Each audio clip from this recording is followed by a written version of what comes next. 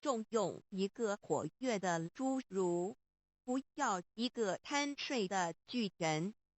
莎士比亚书籍是人类知识的总统。莎士比亚爱和炭相同，烧起来的没法叫它冷却。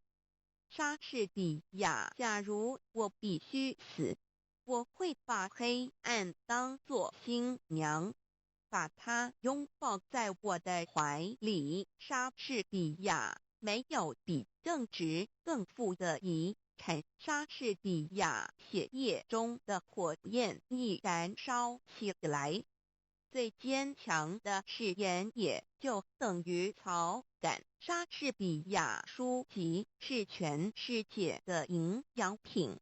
生活里没有书籍，就好像没有阳光；智慧里没有书籍，就好像鸟儿没有翅膀。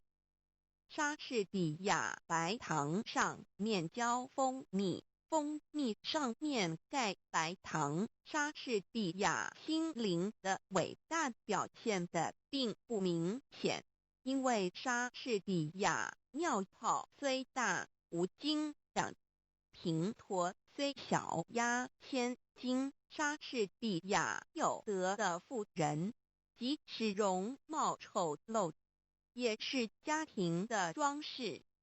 莎士比亚书籍是全世界的营养品。生活里没有书籍，就好像没有阳光；智慧里没有书籍，就好像鸟儿没有翅膀。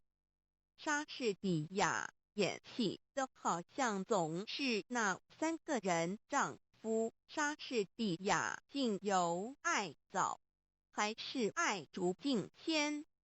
莎士比亚勇气是在磨练中生长的。莎士比亚爱和炭相同，烧起来得设法叫它冷却，让它任意着，那他就要把一颗心烧焦。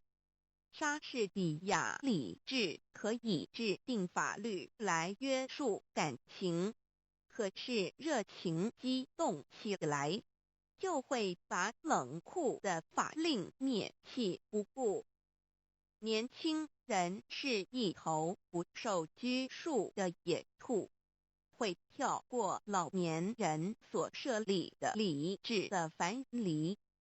莎士比亚，你要看见朋友之间用的这不自然的礼貌的时候，就可以知道他们的感情已经衰落。莎士比亚生命短促，只有美德能将它流传到辽远的后世。